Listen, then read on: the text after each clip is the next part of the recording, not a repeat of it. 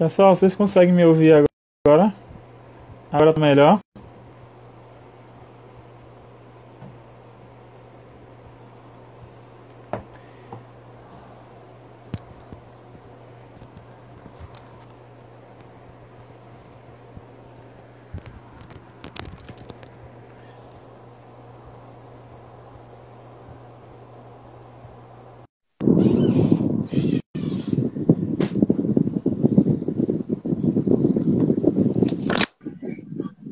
Vamos ver se agora o som sai legal, né? Agora eu acho que vai sair, hein? Agora vai. Por favor, pessoal, dá um retorno aí se tá tudo bem agora o som.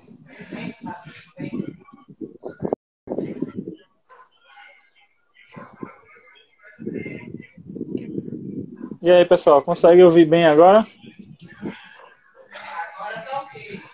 Beleza, eu tô recebendo aqui que o pessoal agora tá falando que tá ok, Edu. Então vamos começar do zero, então. Então, boa noite, pessoal, novamente, né?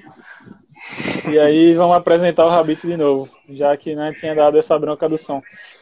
Então, o Rabite, né, fisioterapeuta e também foi atleta de taekwondo, né? Não sei se ele ainda é atleta de taekwondo. E ele é o físio da seleção de base de taekwondo, na seleção brasileira. Então ele vai falar um pouquinho da história dele, né, como começou, o que é que ele vem fazendo pela fisioterapia. Fala aí, meu amigo, continua lá.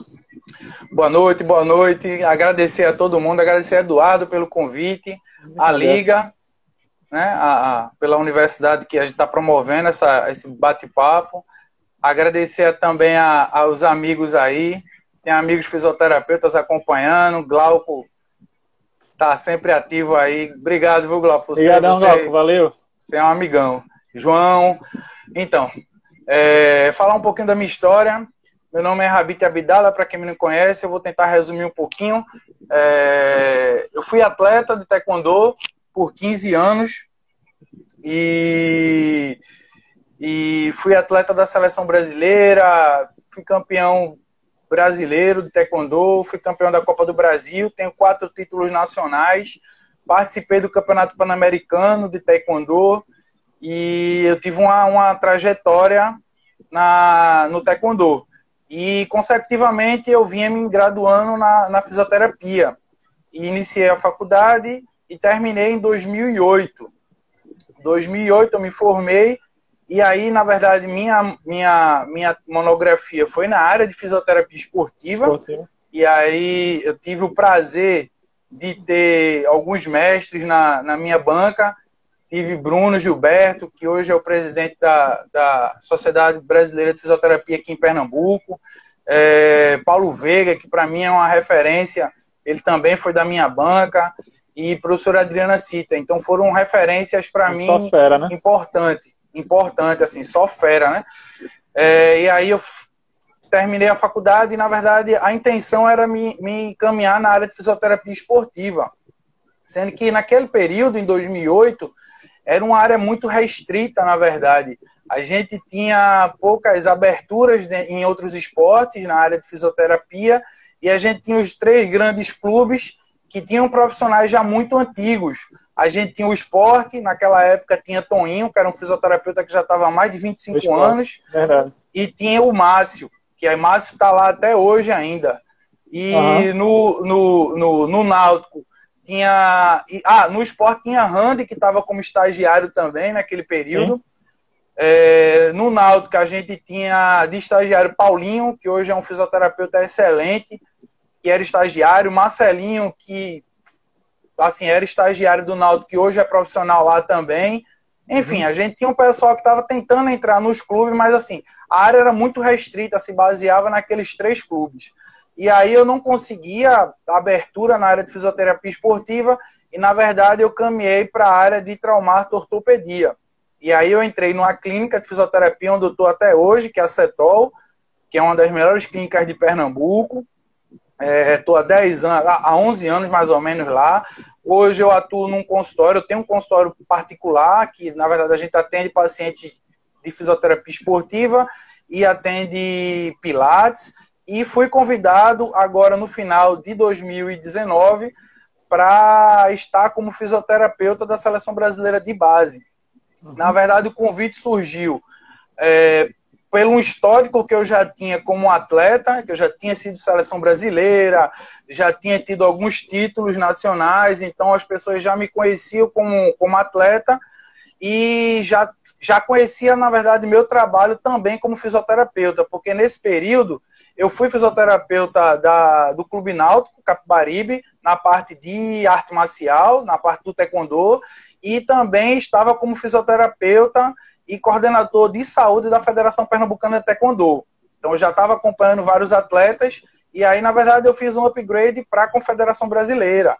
E o pessoal já estava acompanhando meu trabalho e me fez o convite.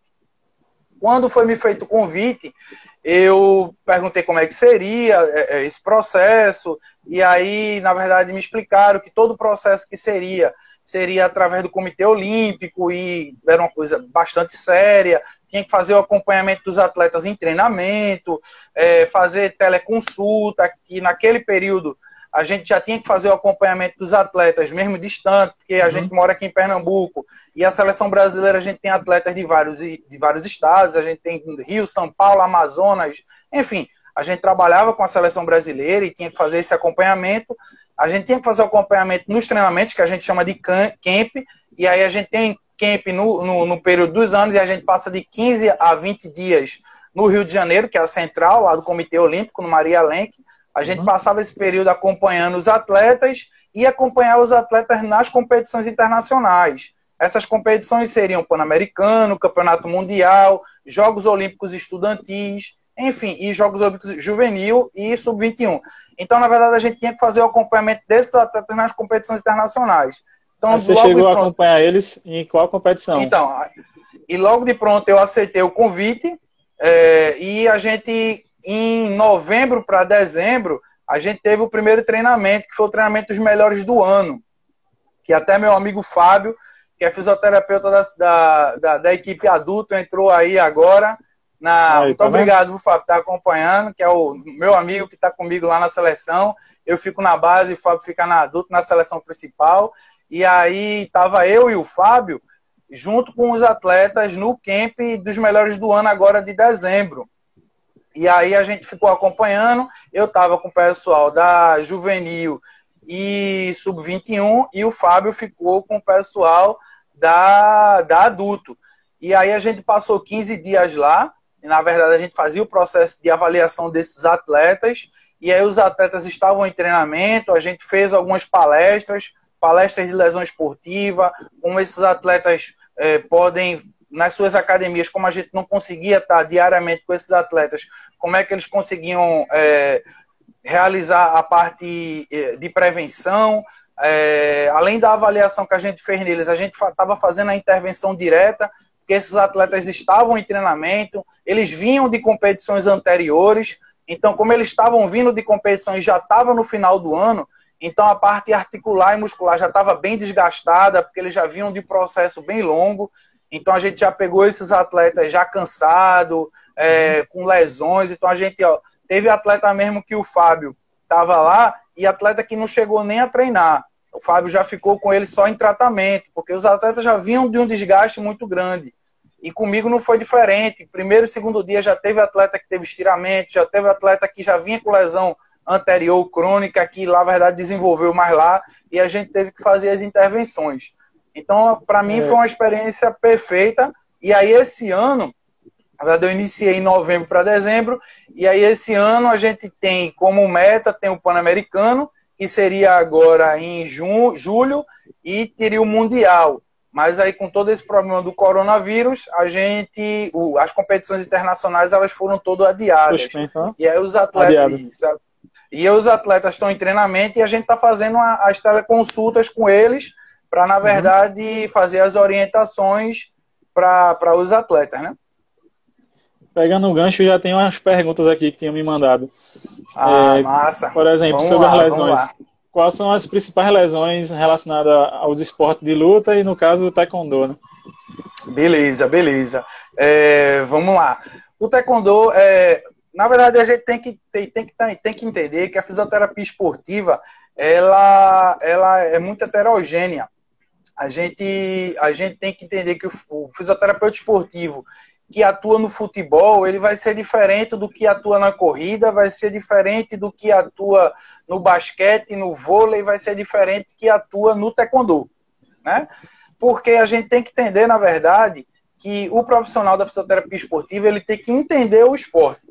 Não adianta você achar que um fisioterapeuta esportivo, eu tenho formação em fisioterapia esportiva, tenho pós-graduação e vou trabalhar com qualquer tipo de esporte. É difícil, tá entendendo? Porque, na verdade, você tem que conhecer o esporte, as características do esporte, saber que tipo de movimento ele faz, que tipo de golpe ele faz, se o atleta ele é mais defensivo, se o atleta ele é mais ofensivo.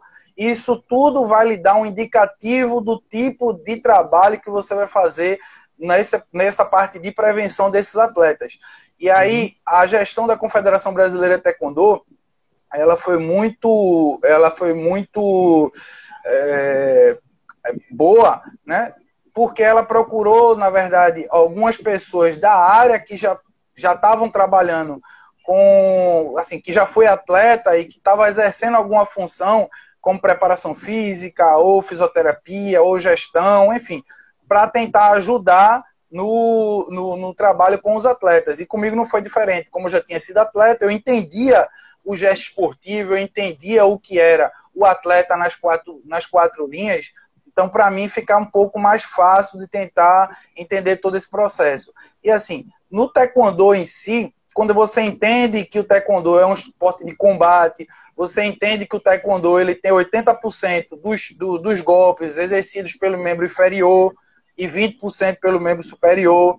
Você tem que entender que o gesto esportivo do taekwondo ele tem uma rotação de quadril muito elevada, porque o golpe mais utilizado no taekwondo se chama bandal de Chagui, que na verdade é uma rotação do quadril com a flexão de joelho e o golpe se estende com a ponta do pé, né, com o peito do pé, com o dorso do pé. Então, se você entender essa mecânica, a gente já tem aí alguns componentes como coluna, quadril, joelho e tornozelo que está em ação. Então, a maioria das lesões hoje que a gente recebe é justamente atletas com lesão de tornozelo, lesão de coluna lombar, quadril e joelho. Aí a gente tem algumas características desses tipos de lesões.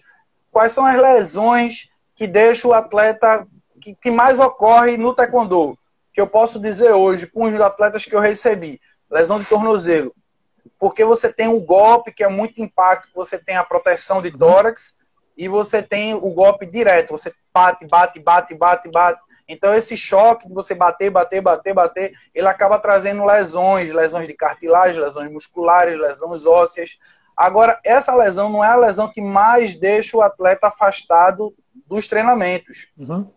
Ela é uma lesão muito recorrente, mas não deixa os atletas afastados. Na verdade, a gente tem lesões como lesões de coluna, lesões de joelho, que são lesões também que têm uma incidência alta, mas que deixa o atleta afastado por mais tempo, porque o atleta ele não tem condição de estar treinando, porque a coluna e o quadril e o joelho acaba sendo muito centro para os golpes do taekwondo.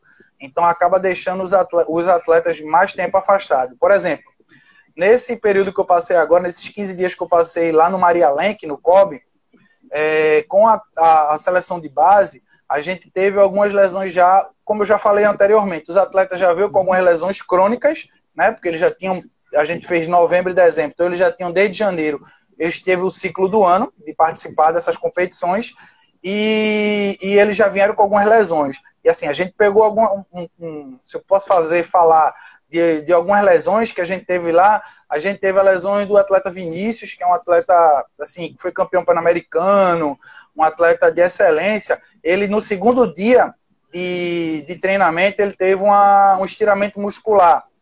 E assim, o estiramento muscular ele acaba demorando um pouco para ser tratado, porque o estiramento ele requer um pouquinho mais de tempo, ele requer que o atleta... Tibiais, foi de isquio. Isso, região posterior. Então ele requer que o atleta ele passe um pouquinho, porque assim, o taekwondo ele aciona muito nos golpes dele a musculatura posterior. Então entra muito em ação. Então todo golpe que o atleta vai aplicar, ele aciona o isquio. Como o atleta ele teve um estiramento de grau 2, de grau 1 para grau 2, ele não conseguia. E atleta de competição, atleta de alto nível, é quase que impossível você dizer a ele que ele não treine. Então, assim, o fisioterapeuta, ele tem que entender, e tem muito aluno seu, e a gente tem que explicar um pouquinho isso, que atleta sedentário é diferente de atleta de alto nível. A gente, na verdade, tem dois parâmetros. Atleta de alto nível é atleta que vai ter uma incidência de lesão muito grande e um tempo curto de vida esportiva muito pequena, tá entendendo? Isso a gente falando de atleta de alto nível, que é um atleta que ele vai ter muita lesão, tá entendendo? Um atleta de alto nível, ele vai ter lesão e ele vai conviver com essa lesão por muito tempo. Perfeito. Por exemplo, a gente vai ter atleta que vai ter uma lesão grave e vai ter uma competição por mês e vai participar, tá entendendo? Então, assim, a gente não tem atleta sedentário, é um grupo diferente. Um atleta sedentário que vai participar vou fazer uma corrida esporádica, lesionou e pode passar um mês sem treinar. Atleta de competição, ele não faz isso. Ele vai requerer o menor tempo possível, tá entendendo? De parar, e aí sempre você tem que fazer, o fisioterapeuta esportivo, ele sempre vai ter que dar esse tempo de intervalo para o atleta, mas ele está trabalhando muito o gesto esportivo, porque o atleta ele não pode passar muito tempo parado sem trabalhar o gesto esportivo. Então, por exemplo, lá no camp, todo o tratamento, tanto o meu quanto o de Fábio, a gente fazia dentro do tatame, com os atletas no tatame, eles visualizando o treinamento, e o tratamento deles era no tatame, tá entendendo? Então, assim, às vezes a gente passava, hoje você vai se afastar desse treinamento, mas era quase que impossível a gente dizer assim, não, o atleta ele vai passar 2, 3, 4, 5 dias sem treinar. Ele não vai, tá entendendo? Por mais que você, como fisioterapeuta,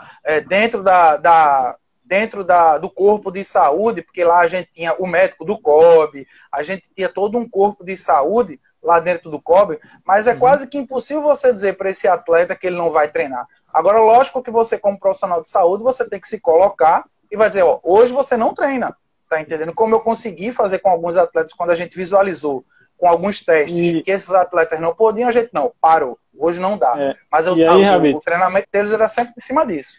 Entendi. E aí, Rabito, é muito importante também falar para os meninos aí sobre a questão preventiva também, né? Trabalho preventivo dentro do tatame. Isso, vai fazer assim, total diferença, né? Perfeito. O trabalho da fisioterapia esportiva hoje, ele tem que ser colocado primordialmente na prevenção.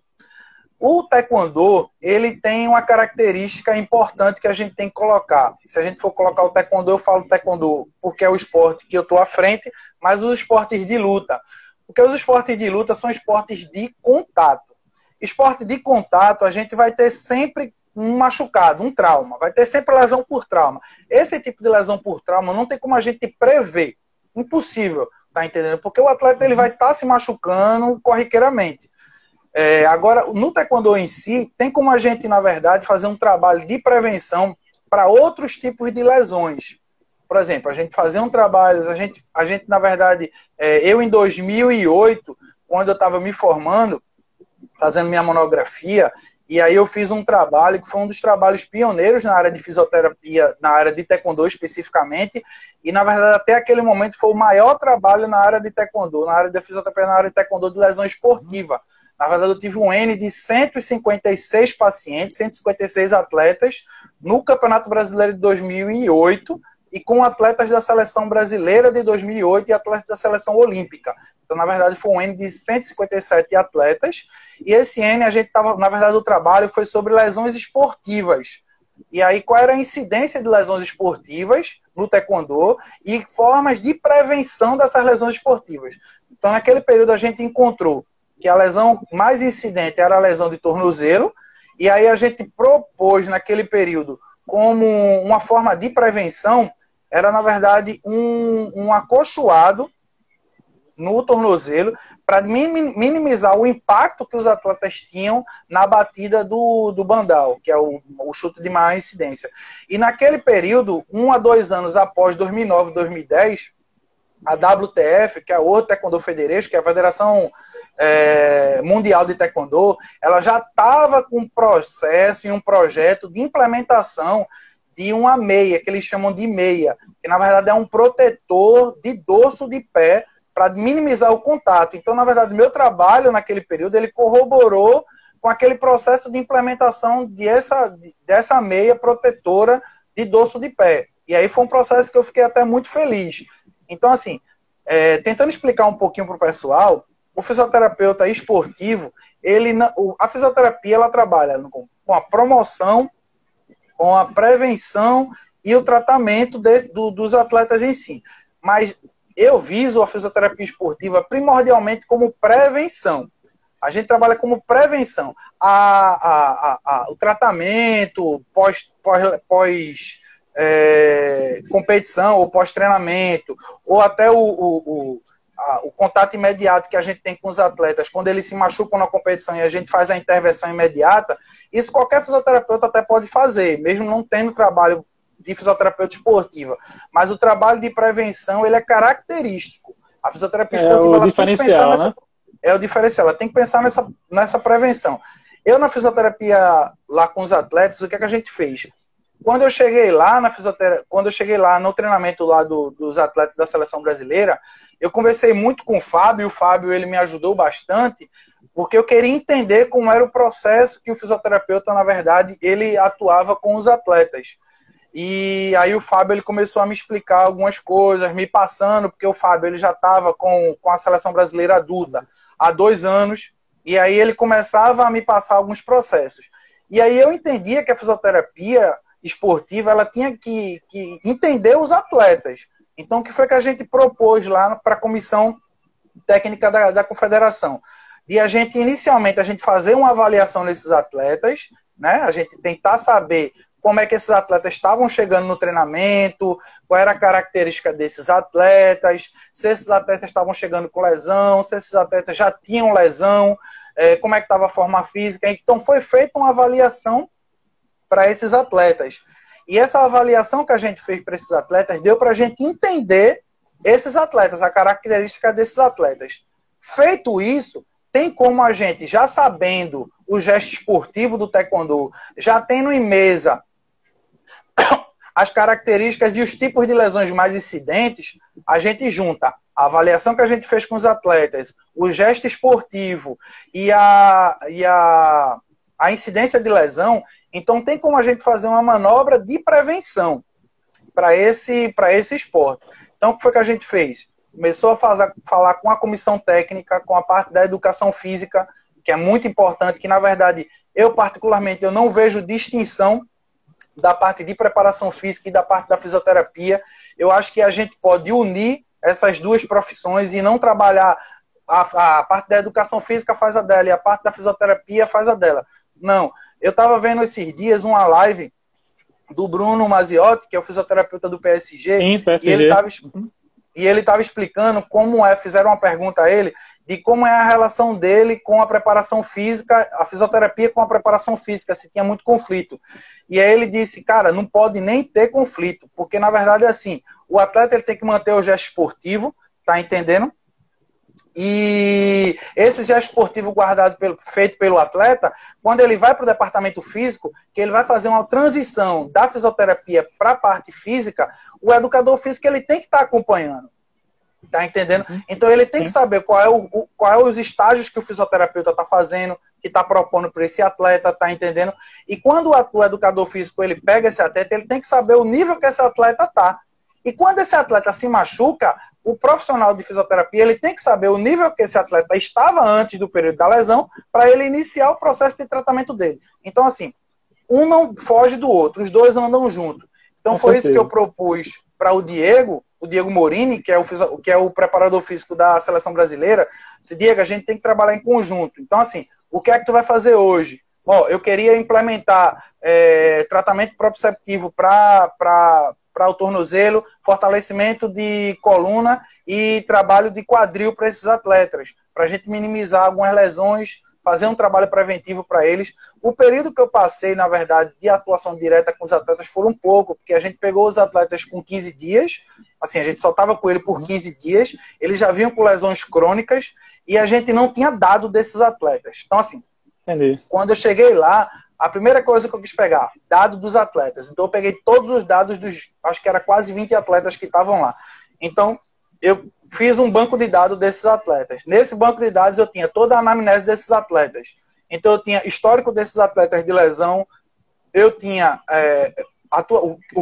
como esses atletas eles atuam dentro das 4 linhas, se ele era mais ativo, se ele era mais passivo, se ele era mais defensivo, se ele trabalhava mais no ataque, quais eram os golpes que esses atletas mais praticavam dentro das lutas, quanto tempo de treinamento esses atletas faziam por dia, se eles faziam um treinamento, 2 ou 3 treinamentos, se eles trabalhavam a parte física, a parte muscular nas academias deles. Então, na verdade, eu criei um banco de dados desses atletas e aí eu comecei a ter dados, porque quando eu cheguei lá não tinha dados nenhum. Não tinha nada. O Fábio tinha da seleção adulta, porque ele já acompanhava há 2 anos, mas lá na seleção de base a gente não tinha dados nenhum. Então, na verdade, inicial eu queria pegar dados. E aí eu peguei todos os dados, fiz algumas manobras preventivas e fazia muita intervenção no período que eles estavam treinando. Então, assim, o primeiro passo que eu fiz com os atletas foram esse. E aí, passou esse período, a gente ficou fazendo um acompanhamento com teleconsulta, né? Entendi. Tem 2 perguntas aqui, Rabit. Uma tu já acabou respondendo, foi de Glauco, que é a questão da fisioterapia e os dados da avaliação, tu acabou de falar agora. E outra pergunta foi aqui, falando assim, Eleide Azevedo, dizendo que tinha vários atletas femininos que já sofreram lesão nas mãos, fratura nos dedos. Em relação a mão e dedos, quais prevenções podem ser feitas? Isso. A gente tem que entender o taekwondo, se a gente entender o taekwondo como já esportivo, o taekwondo em forma de ataque, atacando o atleta quando vai atacar para marcar o ponto, ele usa 80% da perna e 20% da mão. Então a gente está falando isso no ataque. Sendo que quando o atleta ele dispara um ataque de perna, a gente tem uma potência muito grande desse golpe. E essa potência já foi avaliada em quase 300 quilos. Então você tem, dependendo o taekwondo ele é dividido por peso, é dividido por graduação e por idade. Mas vamos pegar um atleta de uma categoria até 80 quilos e um atleta disparando um bandal de shagi, que é o chute, um chute na altura do tronco, do abdômen. Um chute direto, ele vai ter um grau de 200 a 300 quilos. Isso já foi mensurado em estudo científico. Então você imagina um chute disparado com essa potência. É uma potência muito grande. Sendo que isso no ataque. O atleta que está se defendendo, ele vai se defender com o membro superior. Então, a defesa dele é com o braço. Então, ele vai defender com a mão, vai defender com o rádio e vai defender com a una. Então, ele vai ter, em termos de defesa, ele vai ter essa parte óssea e articular que vai estar se expondo. O que é que a gente pode trabalhar para esse atleta não se machucar tanto? No taekwondo, ele tem uma chamada que é uma luva, é uma luva protetora. É diferente da luva de boxe, tá entendendo que tem um acolchoado maior, mas é uma luva de proteção para minimizar os traumas, porque na verdade foi feito um estudo científico, e esse estudo científico foi visto que tinha uma grande incidência também de lesões de mãos na defesa. Então, quando o atleta dispara o chute, quando o outro atleta vai fazer uma defesa, ele na verdade ele tinha uma incidência grande de lesão. Então, uma forma de a gente trabalhar preventivamente essas lesões seria, inicialmente, o atleta, eu falo porque eu tenho propriedade até falar um pouquinho disso, eu fui atleta, fui professor de academia de taekwondo também, então eu tive equipe, tive atletas que participavam pela minha equipe, e hoje eu estou numa função diferente, mas assim, o que é que eu via muito esses atletas? O atleta, ele tem uma incidência muito grande de lesões nos treinamentos. Ele tem uma incidência nas competições, mas ele mais treina do que compete. Ele vai participar, ele vai treinar por 2, 3 meses, ele vai, geralmente, atleta de um nível de competição alto, atleta de alto nível, ele faz 2 treinos por mês, por dia, Então você conta 2 treinos por dia, de 1h30 a 2 horas, e aí numa competição, ele vai fazer uma competição onde ele vai lutar 3 rounds de 2 minutos, uma luta, e ele vai fazer 3 a 4 lutas. Então, assim, ele vai ter uma incidência maior de lesão nos treinamentos. Então, a primeira manobra de prevenção para o membro superior, seja ele punho, dedos ou antebraço, seria utilizar os protetores adequados na hora do treinamento. Isso eu estou falando porque quando eu era atleta, eu não gostava de utilizar. Atleta, na verdade, ele não gosta de utilizar material de proteção em treinamento. O atleta, ele também ele vai participar, ele luta, treina, ele não utiliza. Então, assim, se ele utilizasse esse material de proteção nos treinamentos, ele já diminuiria esse índice de lesão. E a gente também tem uns exercícios de fortalecimento para esse atleta. Por exemplo, o atleta, quando ele vai fazer uma defesa, e tem que trabalhar na consciência do atleta, respondendo a nossa amiga que ela tem atleta taekwondo, ele tem que trabalhar com os punhos fechados. Por exemplo, se a gente pegar um atleta que ele vai defender um golpe que é desfilado por 100 quilos, com a mão, com o dedo aberto, ele vai lesionar porque ele vai ter um impacto no dedo. Tá entendendo? Então, assim, ele tem que estar com o punho fechado, com material de proteção no punho e com material de proteção de antebraço, para diminuir esse índice de lesão. Além disso, a gente faz trabalho, logicamente, de fortalecimento muscular, faz trabalho de propriocepção, mas é como eu falei anteriormente, no taekwondo é um esporte de contato, então sempre vai ter contato. Então é impossível você chegar e vai desfilar um chute de 100 quilos e quando o atleta ele vai defender, ele vai ter trauma. Então a ideia do taekwondo, infelizmente, você recebe muito trauma. Então é um esporte que o fisioterapeuta ele vai atuar muito, muito mesmo. Não só na prevenção, como eu falei, que é primordial, mas a intervenção direta mesmo nos treinamentos e nas competições. Não falta trabalho, né, velho? Não. Eu, quando estava lá com o pessoal da seleção, se o Fábio estiver aí ainda, o Fábio não vai me deixar mentir, que isso foi eu e o Fábio. A gente, na verdade, acordava de 7 horas da manhã, e aí a gente tomava café. Veja o dia da gente. Eu vou passar um dia da gente, vou explicar um dia da gente lá no Comitê Olímpico, com os atletas da seleção brasileira. Isso era eu e o Fábio. A gente acordava cedo, de 6h30, 7 horas, a gente ia tomar café, e aí a gente tinha o primeiro treino da seleção brasileira, que eu acho que era mais ou menos umas 10 horas da manhã. Então, quando a gente chegava lá, o treino era de 10 horas da manhã. De 9 horas da manhã, a gente já estava lá, né? A gente já estava lá no Maria Lenk. E aí, já tinha atleta que ia para lá às 9 horas da manhã, porque eles já iam se tratar de lesões recorrentes do dia anterior, de lesões crônicas. Então, a gente já estava atuando. Quando começava de 10 horas da manhã o treinamento, os atletas iam para o treinamento. O treinamento geralmente era de 10 às 11h30. Então a gente ficava no treinamento de 10 às 11h30. Os atletas que iam se machucando, porque eles estavam treinando e iam tendo lesões de trauma. Tá? A gente já estava lá e ia, na verdade, tratando esses atletas. A gente já ia fazendo as intervenções. Aí você me pergunta, Rabite, que tipo de intervenção você estava fazendo lá? Diversas. A gente fazia bandagem funcional, a gente estava com a parte de eletrotermofototerapia, a gente fazia terapia manual, e aí a osteopatia entrando nessa parte. Eu peguei atleta com problema de coluna crônico, com problema de quadril crônico. Olha o Fábio aí eu falando, o fisioterapeuta trabalho não é pouco. O Fábio tá atento. Tá ligado, tá ligado. E o Fábio tava comigo lá. E aí a gente já tava fazendo o dry knee, o Fábio mesmo, ele é especialista em quiropraxia e dry, então a gente utilizava o dry, enfim, a gente fazia manobras diversas e ficava até 11h30. 11h30 terminava o treinamento.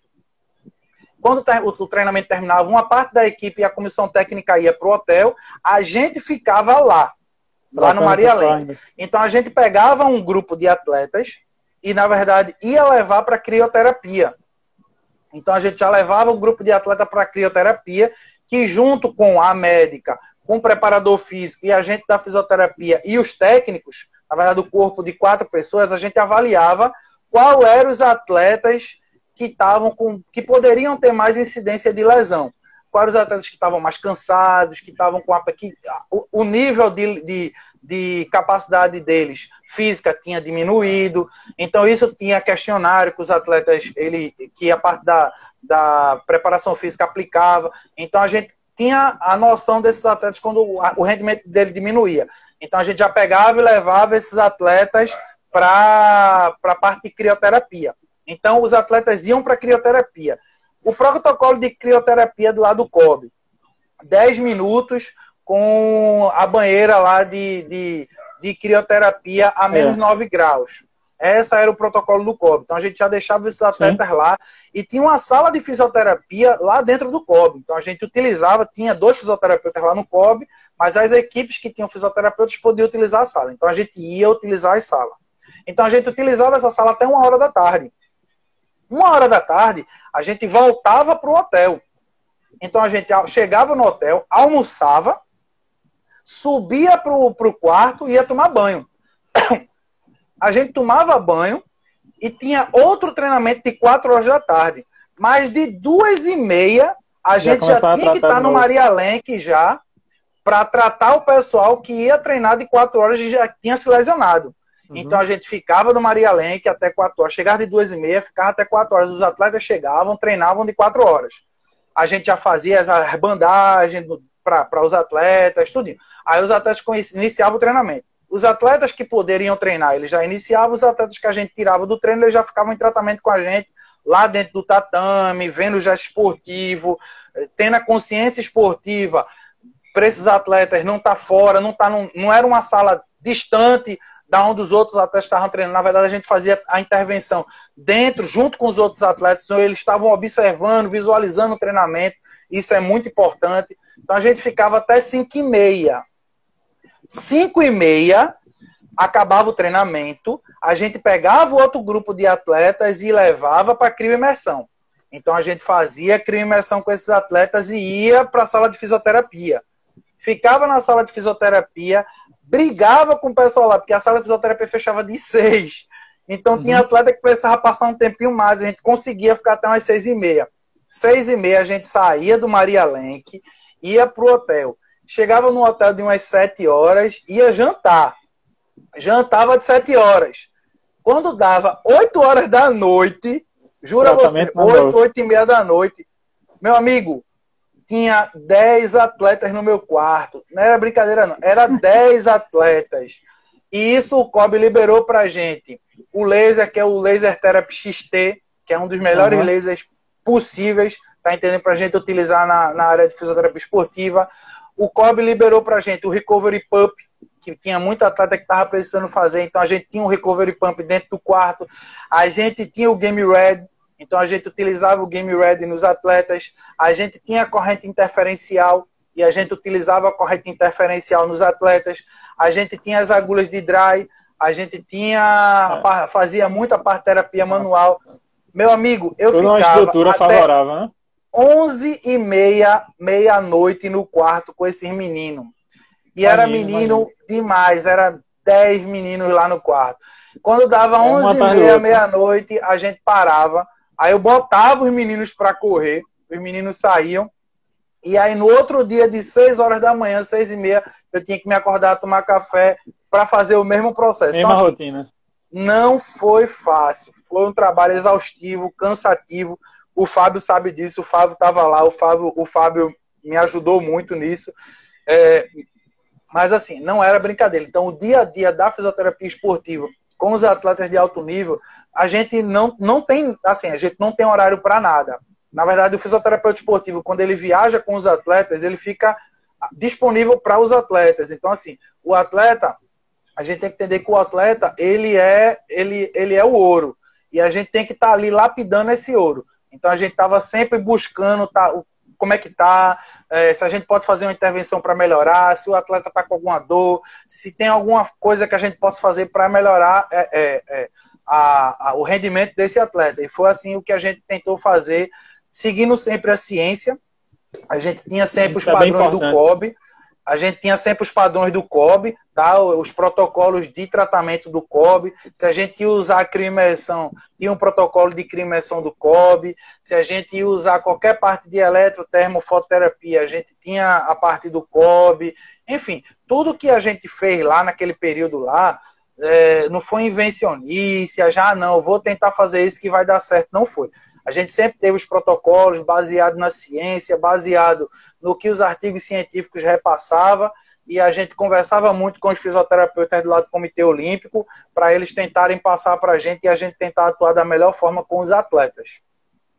Então foi um extremo aprendizado, né? Foi uma coisa muito boa.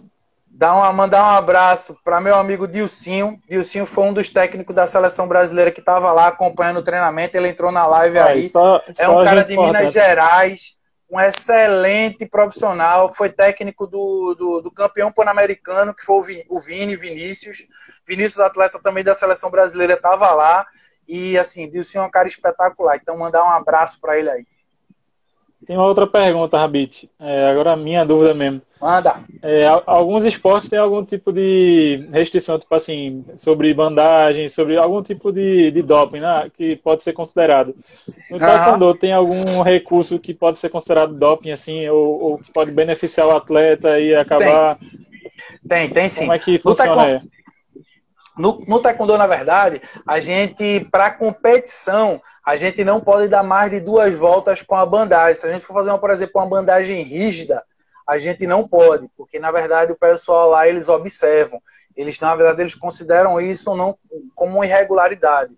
E aí, essa parte de bandagem rígida, a gente faz com poucas voltas, para não deixar, quando o atleta ele vai entrar no tatame, ele tem uma supervisão de uma comissão lá.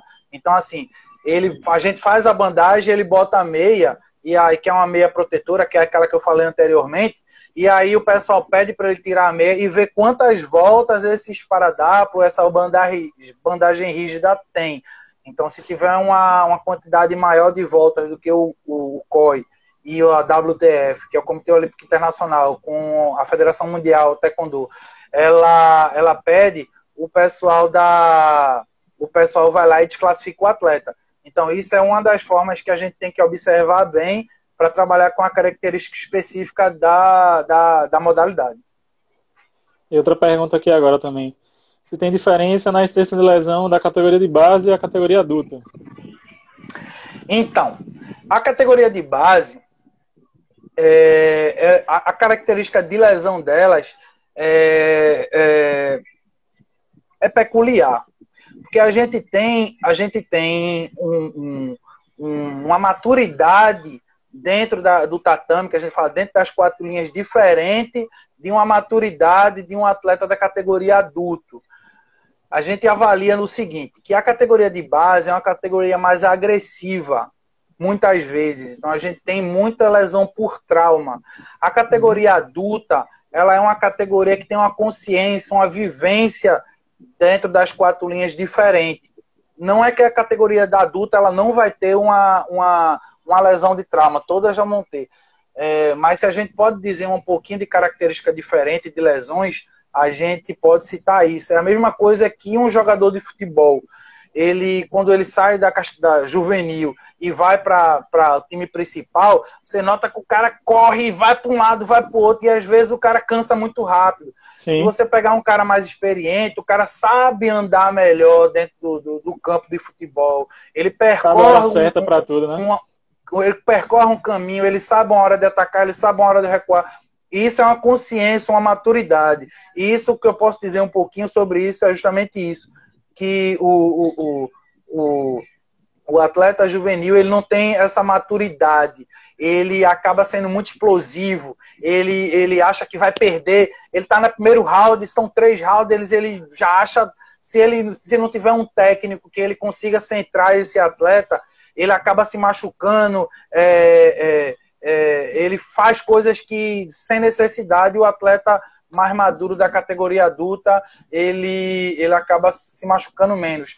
Na categoria de base, eu peguei muita lesão de tornozelo, lesão por estiramento muscular e lesão de coluna.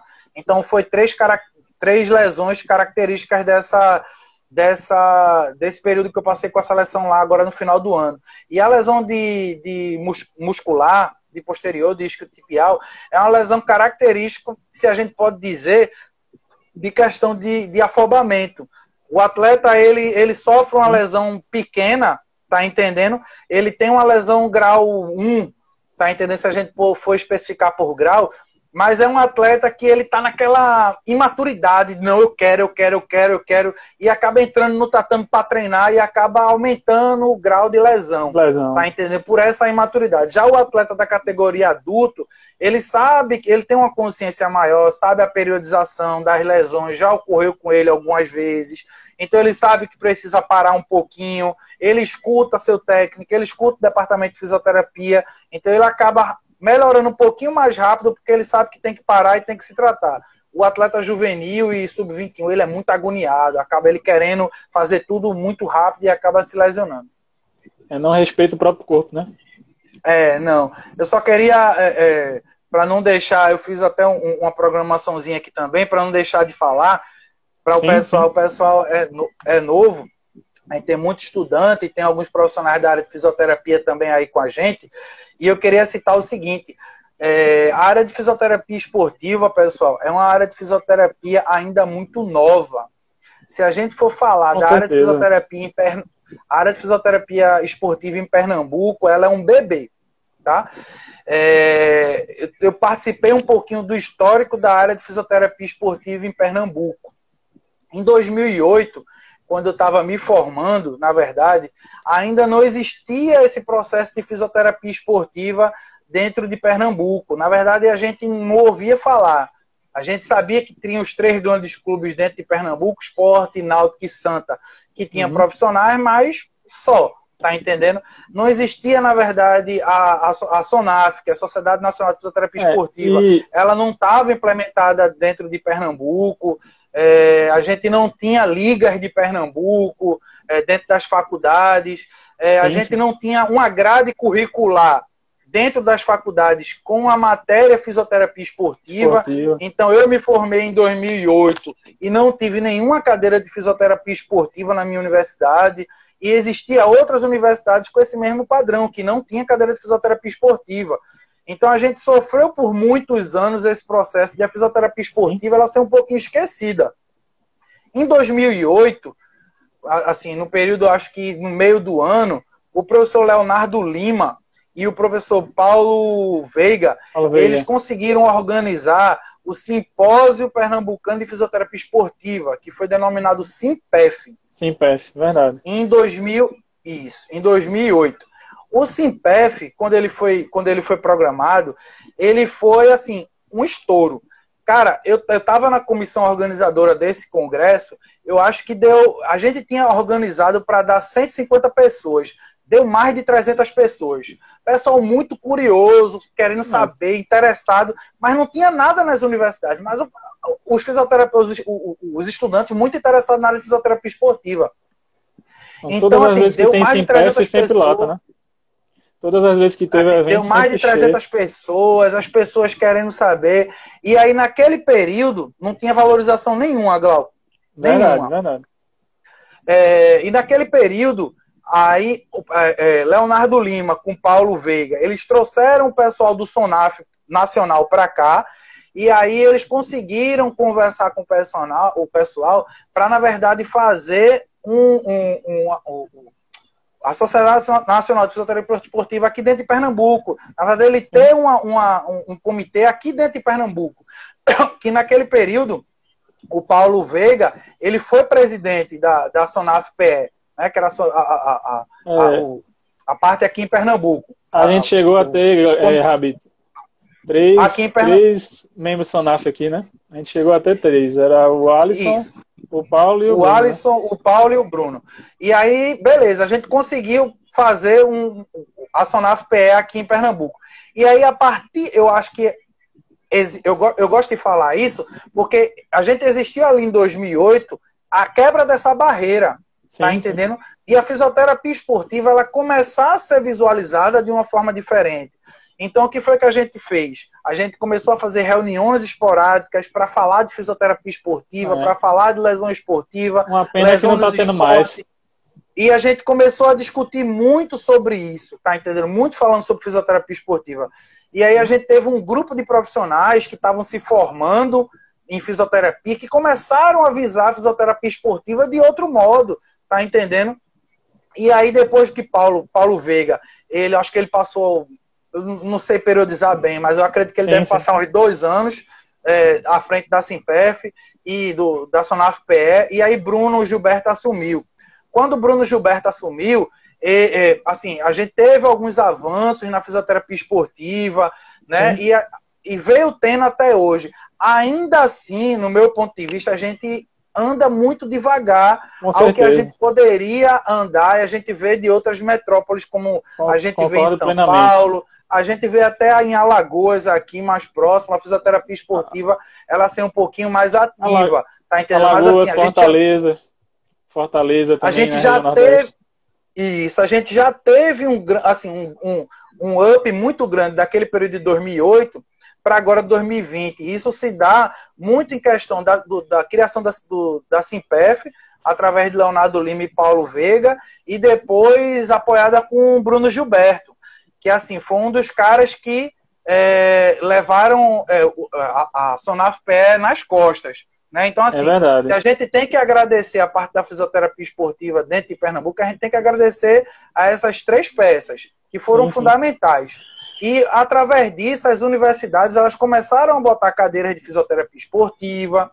Então, hoje em dia, hoje em dia a gente tem as ligas dentro das universidades. Então, isso começando a crescer. Então, quando a gente fala de fisioterapia esportiva, a gente tem que entender o histórico da fisioterapia esportiva e saber como ela começou e saber como é que está agora, para a gente começar a discutir um pouquinho mais sobre a fisioterapia esportiva. Então, isso é importante os alunos saberem, tá entendendo que a gente ainda está caminhando, a gente está engatinhando, devagarzinho, mas eu acredito que tem muita gente boa. O Glauco mesmo que está acompanhando com a gente, é um cara que trabalha com fisioterapia esportiva, tá entendendo? Sim. É um cara que luta muito com isso também, e existem várias vertentes. O Randy, que na época do Simpef, ele também ajudou a organizar, era estagiário do esporte, hoje ele é coordenador de um... Josemi Dutra, PML. O Josemi Dutra também, naquele período ele também estava.